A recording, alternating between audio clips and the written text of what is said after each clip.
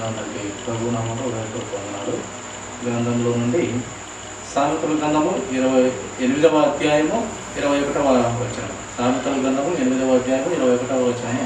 నన్ను ప్రేమించు వారిని చదివినట్లయితే మంచిది. నన్ను ప్రేమించు వారిని ఆస్తికర్తలుగా చేయుదును, వారి నిధులను నింపుదును. చదువును. పూర్వకాలమందు తన సృష్టారంభమున తన కార్యములలో ప్రథమమైన దానిగా యెహోవా నన్ను కలుగజేశాను. చిన్న చూడండి, దేవుని ఆ యొక్క యేసుక్రీస్తు ప్రభువారు ఇక్కడ సామెతల గ్రంథంలో రచించినటువంటి స్వరముల ద్వారా పరిశుద్ధాత్మ ప్రేరణ ద్వారా వ్రాసినటువంటి మాట, పూర్వకాలమందు తన సృష్టారంభమున, సృష్టిని ప్రారంభించే సమయంలో అంట తన కార్యములలో ప్రారంభించే సమయంలో తన కార్యములలో ప్రథమమైన దానిగా యెహోవా నన్ను కలుగజేశాను. యేసుక్రీస్తు ప్రభువారు చెప్తూ ఉన్నారు. ప్రథమమైన దానిగా యేసు క్రీస్తును తండ్రి అయిన దేవుడు కలుగజేసినాడంట. ప్రియుల, ప్రథమమైన దానిగా మొదటిగా యేసుక్రీస్తు ప్రభువారిని తయారు చేసినాడు. దేవుడు పుట్టించినాడు, కనినాడు. ఆయన హృదయంలో నుండి ఊపిరి చేత యేసు క్రీస్తు ప్రభువుని కన్నాడు. ఎప్పుడు కన్నాడు? సృష్ట్యారంభమున, ప్రారంభించే సమయంలో ఎవరు లేనటువంటి సమయంలోనే మొదటిగా కన్నటువంటి యేసు క్రీస్తు ప్రభు వారిని, తన ద్వితీయ కుమారుని, తన సొంత కుమారుని, తన జనదైక కుమారుని ఆయన కన్నట్టుగా ఇక్కడ లేఖనంలో మనకు కనపడుతూ ఉన్నది. ప్రియుల, తన కార్యములో ప్రథమమైన దానిగా ఆయన చేయబడ్డాడు. కనుక ప్రథమమైన అనేది చాలా గొప్ప విషయం. ప్రియుల,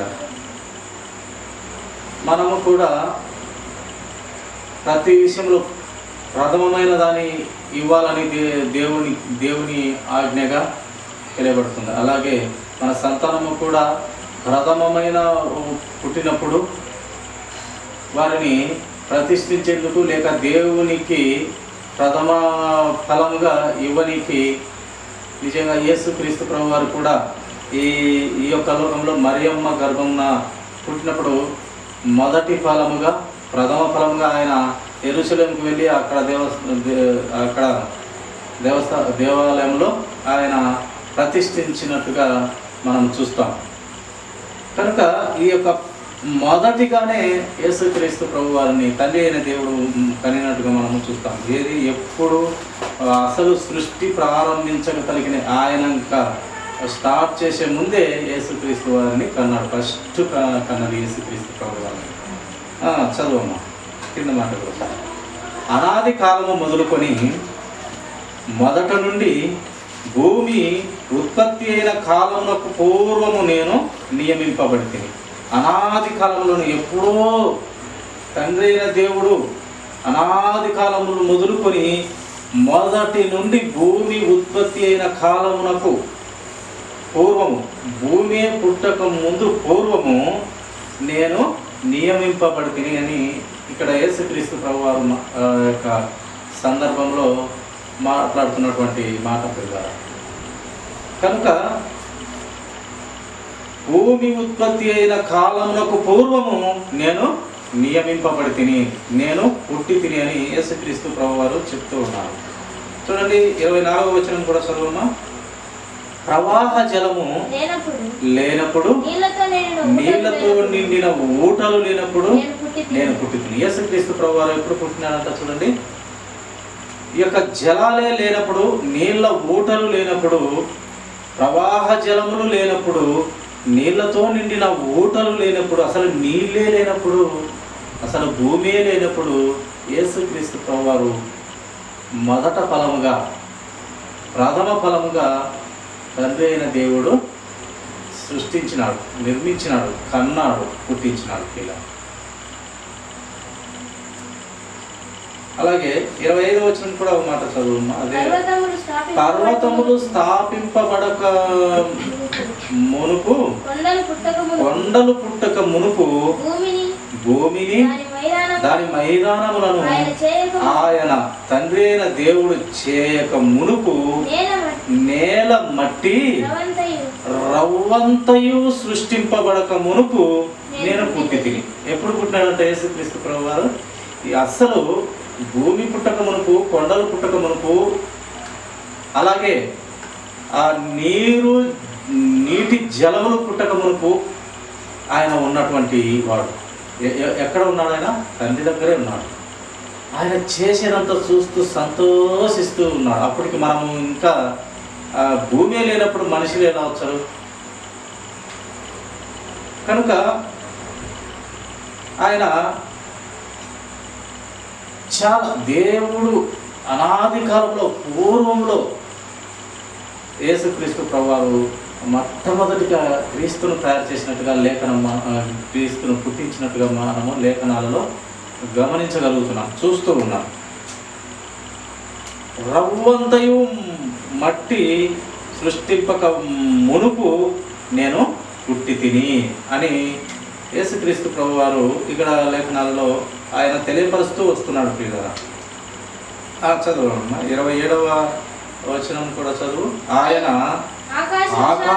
ఆకాశ విశాలమును స్థిరపరిచినప్పుడు మహాజలముల మీద మండలమును నిర్ణయించినప్పుడు, మహాజలముల మండలమును నిర్ణయించినప్పుడు నేను అక్కడ ఉంటుంది. మహాజలముల మండలం అంట ప్రియులారా, అది ఎంత గొప్ప ప్రవాహమో, ఎంత గొప్ప అది యొక్క ఆ నీటి మండలము మనకైతే తెలియదు. కానీ ఆయన ప్రపంచమంతా ఎంత నీటిని కురిపిస్తున్నాడు, ఎంత గొప్పదైన అద్భుత కార్యాలు చేయు గొప్ప దేవుడు. ఇలా మహాజలముల మీద మండలమును నిర్ణయించినప్పుడు దేవుడు అక్కడ చేస్తూ ఉన్నాడంట. ఎవరు? పరమ తండ్రి అయిన దేవుడు చేస్తూ ఉన్నాడంట. ఒకటొకటిగా అక్కడ ముందుగానే పుట్టినటువంటి యేసుక్రీస్తు ప్రభువారు నేను అక్కడ ఉంటిని, అవన్నీ తయారు చేస్తున్నప్పుడు దేవుడు నేను అక్కడ ఉంటిని అని యేసుక్రీస్తు ప్రభువారు చెప్తున్నాడు. తండ్రి అయిన దేవుడు చేస్తూ ఉన్నాడు, కుమారుడైన దేవుడు చూస్తూ ఉన్నాడు, సంతోషిస్తున్నాడు, ఆనందిస్తున్నాడు. ఆయన అద్భుత కార్యములను తలుచుకొని, ఆయన పరిశుద్ధతను తలుచుకొని, ఆ నీతివంతుని తలుచుకొని ఆయన బహుగా ఆనందిస్తున్నాడు, సంతోషిస్తున్నాడు. ఆయన చేసేది ప్రతి దానిని మనపూర్వకంగా అంగీకరిస్తూ సంతోషిస్తూ ఆయన దగ్గర ఉన్నటువంటి యేసుక్రీస్తు ప్రభువారు ఎంతో సంతోషంగా మనం లేఖనంలో చూస్తున్నాం. తర్వాత మాట కూడా చదువుమా. ఆయన పైన ఆకాశమును స్థిరపరిచినప్పుడు జలధారలను ఆయన బిగించినప్పుడు, ఆకాశం పైన ఆకాశమును స్థిరపరిచినప్పుడు, ఆయన పైన ఆకాశమును స్థిరపరిచినప్పుడు జలధారలను ఆయన బిగించి ఉన్నారంట.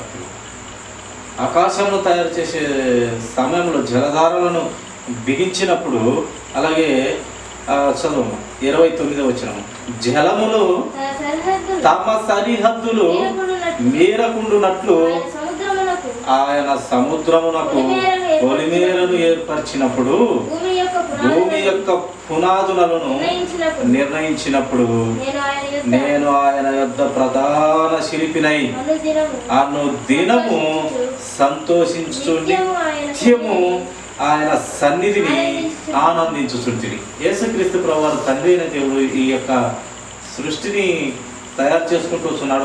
మొదటిగా ఆకాశాలు, ఆ యొక్క నీటి మండలాలను, ఆకాశ మహాకాశములను, ఆయన పైన ఆకాశములను, ఆయనే చాలా ఆకాశముల పైన ఉన్నటువంటి దేవుడు ఇంకా పైన ఆకాశములను తయారు చేస్తున్నప్పుడు ఇలాంటి గొప్ప గొప్ప అద్భుతమైన కార్యాలు, సూచక్రియలని ఆయన జరిగిస్తున్నప్పుడు అంట యేసుక్రీస్తు వారు మొదటిగా పుట్టించుకున్నాడు కదా. ఆయన హృదయ నోటి ఊపిరి చేత యేసుక్రీస్తు వారిని పుట్టించుకున్నాడు, కని ఉన్నాడు. కనుక మొదటి ఫలంగా ఆయన పుట్టినాడు. తర్వాత చేసేదంతా కూడా యేసుక్రీస్తు ప్రభువారు గమనిస్తూ అది చేసిందంతా చూస్తూ ఆనందిస్తూ ప్రధాన శిల్పిగా ఆయన అక్కడ ఆనందించుచుంటిని. ఆయన చేసే ప్రతి దినము అని వ్రాయబడుతూ వచ్చినది. ప్రధాన శిల్పినై ప్రతి దినము సంతోషించుచు నిత్యము ఆయన సన్నిధిని ఆనందించుచుంటిని అంటున్నాడు. అక్కడ పరలోక రాజ్యములో లేక అక్కడ తయారు చేస్తున్న సమయములలో నిత్యము ఆయన సన్నిధిలోనే, ఆయన దగ్గరే ఆయన చేసేటివన్నీ చూస్తూ ఆనందిస్తున్నాడు. అప్పటికి భూమి లేదు, ఇంకా ఏమీ లేదు. అప్పుడు ఉన్నటువంటి గొప్ప దేవుడు యేసుక్రీస్తు ప్రభువు. ఆయనలో ఒక తత్వము కన్నాడు. తండ్రి అయిన దేవునిలో ఆయన హృదయంలో నుండి నోటి శ్వాస ద్వారా ఈ క్రీస్తును కన్నట్టుగా మనము బైబిల్ గ్రంథంలో చూస్తాం. ప్రియుల, నిత్యం ఆయన సన్నిధిలో ఆనందించుతున్నటువంటి గొప్ప దేవుడుగా మనము చూస్తాము. 31వ వచనం కూడా చదవమ్మా. ఆయన కలుగజేసిన చూస్తూ ఉన్నాం ప్రియుల. పరలోకమును బట్టి ఆయన కలుగజేసాడు. ఎవరు కలుగజేసింది? పరలోక రాజ్యంలో ఎవరమ్మా కలుగజేసింది? తండ్రి అయిన దేవుడు. పరలోక రాజ్యంను తయారు చేసింది తండ్రి అయిన దేవుడు. తయారు చేస్తుంటే సంతోషిస్తున్నాడు కుమారుడు. నరులను చూసి కూడా ఆయన ఆనందించుతుంటిని అంటూ రాయిస్తూ వచ్చినాడు. కావున పిల్లలారా, నా మాట ఆలకించుడి, నా మార్గములను అనుసరించువారు ధన్యులు. ఎంత మొదటిగా ఉన్నవాడను, ఎంత అనాది కాలంలో, పూర్వము అనాది కాలంలో ఉన్నటువంటి వాడను నేను. కనుక పిల్లలారా, కావున నా మాట ఆలకించుడి, నా మార్గములను అనుసరించువారు ధన్యులయ్యా అంటున్నాడు.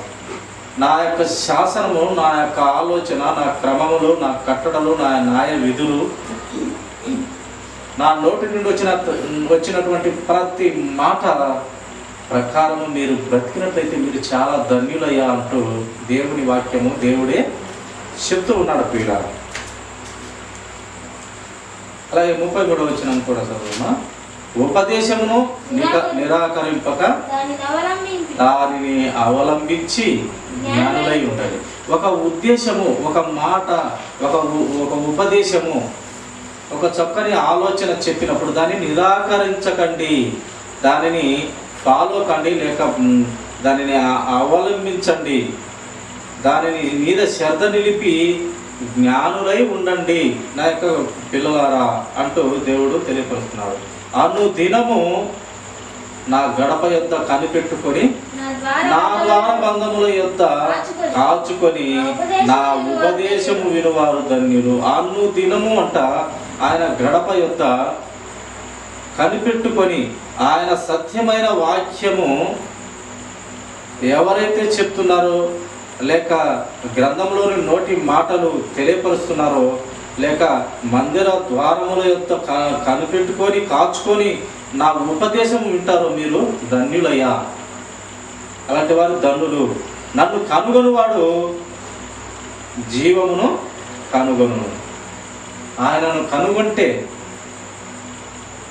ఆయన ఏమై ఉన్న దేవుడు ఈ పైనంతా ఇప్పుడు మనము ఒక క్రమముగా ఆ పరలోక రాజ్యం కన్నా ముందే ఆ జలములను, అలాగే ఆకాశ మహాకాశ మండలములను ఒకటొకటిగా తయారు చేసుకుంటూ వస్తున్నటువంటి దేవుడు మొదటిగా యేసుక్రీస్తు ప్రభు వారిని నిర్మించిన లేక కనినటువంటి దేవుడు ఆయనను కనుగొంటే జీవమును కనుగొన్నట్టే యెహోవా కటాక్షము వానికి కలుగును. ఆయనను కనుగొని ఆయన జీవము కనుగొన్నట్టే ఆయన కటాక్షం వానికి కూడా కలుగును.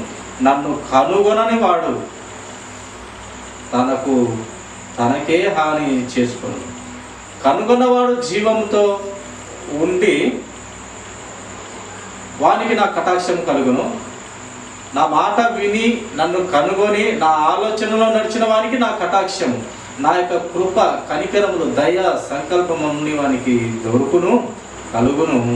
నన్ను కనుగొనని వాడు ఎవరైనా ఉంటే, నా ఆలోచన నిరాకరించిన వాడు ఉంటే వానికి వాడే శిక్ష వేసుకుంటాడు, వానికి వాడే హాని చేసుకుంటాడు అని అంటూ లేఖనం తెలియపరుస్తుంది. అవును, దేవుని వాక్యం అంగీకరించి లేక యేసుక్రీస్తు ప్రభువారిని అంగీకరించని వారు నిజంగా తన శరీరాన్ని ఒకానొక సమయం ఈ లోక పాపముల చేత పాపము అంటగొట్టుకొని మనము ఆ యొక్క నిత్య నరకంలో నశించుకోవాల్సిన పరిస్థితి ఉంది.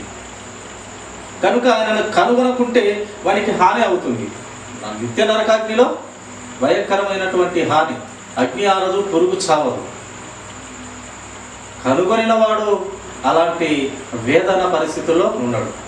కనుగొని ఆ మాట ప్రకారం నడుచుకున్నవాడు జీవమును కనుగొని ఆ జీవమై ఉన్న దేవుడు యుగయుగాలు ఉన్న పరలోక రాజ్యంలో పరిశుద్ధులలో ఉంటాడు.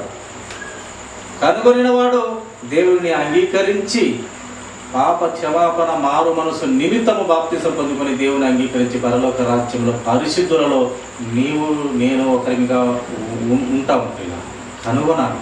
కనుగొనిన ప్రకారం ఆయన వాక్య ప్రకారం కూడా మనము బ్రతకాలి.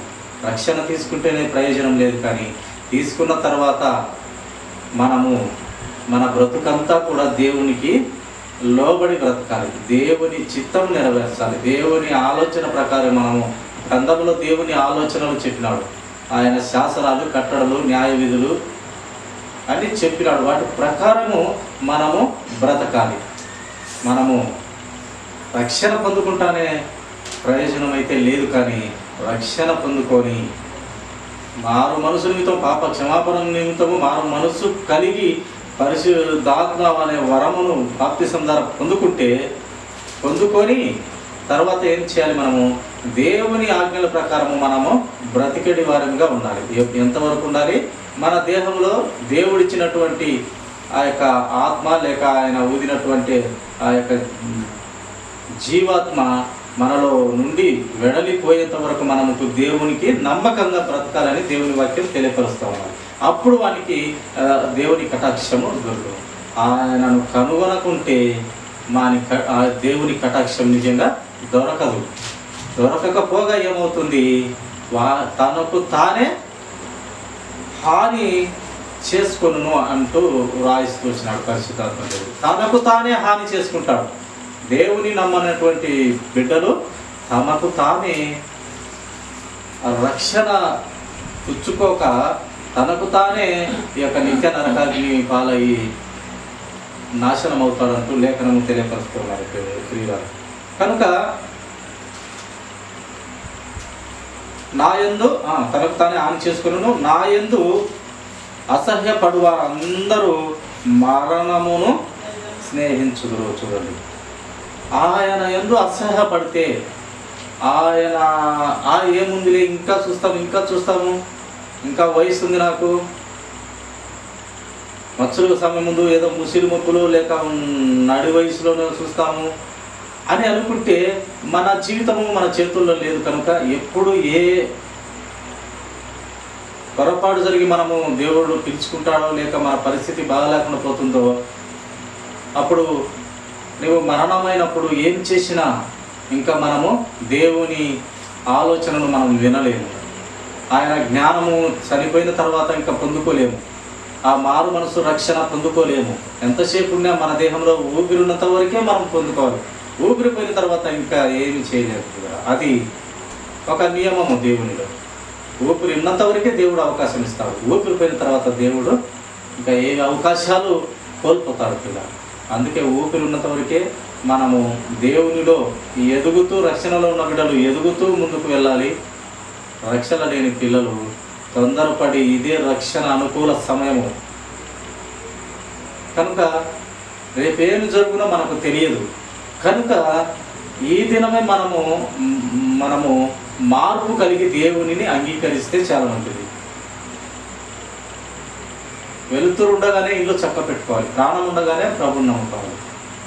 కనుక రేపేం జరుగుతుందో తెలియదు. కనుక మనము వెలుతురున్నప్పుడే మన ఇల్లు చక్క పెట్టుకోవాలి. దేహంలో ప్రాణం ఉండగానే మనము ప్రభుని నమ్ముకొని నిమ్మలంగా ఉండొచ్చు. తర్వాత ఏమన్నా జరగని, రేపేమన్నా జరగని, నీవు రక్షణలో ఉన్నావు.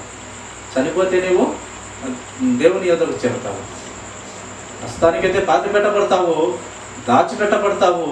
రెండవ రాకడగా యేసుక్రీస్తు ప్రభువారు వచ్చినప్పుడు నిన్ను లేవనెత్తు దేవుడు, నిన్ను లేవనెత్తి మహిమ శరీరం ఇచ్చి పరలోక రాజ్యం పరిశుద్ధులలో నిన్ను నిలబెట్టి పరలోక రాజ్యంలో నిన్ను ఒకరిగా పెట్టి నీకు ఎంతో విలువ కలిగిన జీవితం అక్కడ ఇవ్వబోతున్నాడు. ఎంతో అద్భుతమైనటువంటి బహుమతులు ఇవ్వబోతున్నాడు. ఇంకా చాలా నీవు ఆయన కోసం బ్రతికినట్లయితే ఆయన సింహాసనం కూడా ఇస్తానని చెప్తున్నాడు. కనుక అటుదైన కృపలో మనము ఆయన సింహాసనము పొందకపోయినాను మనము దేవుడు చెప్పినట్టుగా ఆవగింజంత విశ్వాసం ఉన్నా కూడా నీవు గొప్ప కార్యాలు చేస్తావు. ఆవగింజంత విశ్వాసం ఉన్నా నీవు చాలా శక్తి కలిగి ఉంటావని దేవుని వాక్యము తెలియపరుస్తున్నది. కనుక మనము అంత గొప్పగా లేకపోయినా దేవునిలో ఆవగింజంత విశ్వాసమైన ఉంచి భయభక్తులు కలిగి దేవుని మాటల చేత మనము బ్రతకాలని దేవుని వాక్యము మనకు తెలియపరుస్తున్నారు. సృష్టికర్త అయిన దేవుడు చాలా గొప్పవాడు, నమ్మకమైన వాడు. ఇలాంటి దేవుడు మనకు కలిగి ఉన్నందుకు మనము దేవునికి కృతజ్ఞత స్తుతులు తెలియపరచుకోవాలి. ఎందుకంటే ఆయన పవిత్రుడు, నిష్కల్మషుడు, ఆయన రక్తంలో ఏ కల్మషము లేనటువంటి వాడు, యథార్థవంతుడు, నీతివంతుడు, ఉత్తముడు. ఇంకా ఆయనకి ఎన్నైనా ఇంకా క్వాలిటీస్, మంచి మాటలు చెప్పుకుంటూ పోవచ్చు. వివరించడానికి మాటలు కూడా లేవు. అంత నమ్మదగిన దేవుడు, ఎంతైనా నమ్మదగిన దేవుడు మన యేసుక్రీస్తు ప్రభువారు. కనుక అట్టి దేవునిలో మనము ఆయన పాదాల చెంత జ్ఞానం పొందుకొని మనము మన దేహంలో ఊపిరి ఉన్నంత వరకు దేవుని కోసం బ్రతికి ఆయనను సంతోషపరిచి మనము సంతోషంలో ఉంటూ పరలోక రాజ్యం చేరుతామండి. కొద్ది మాటలు దేవుడు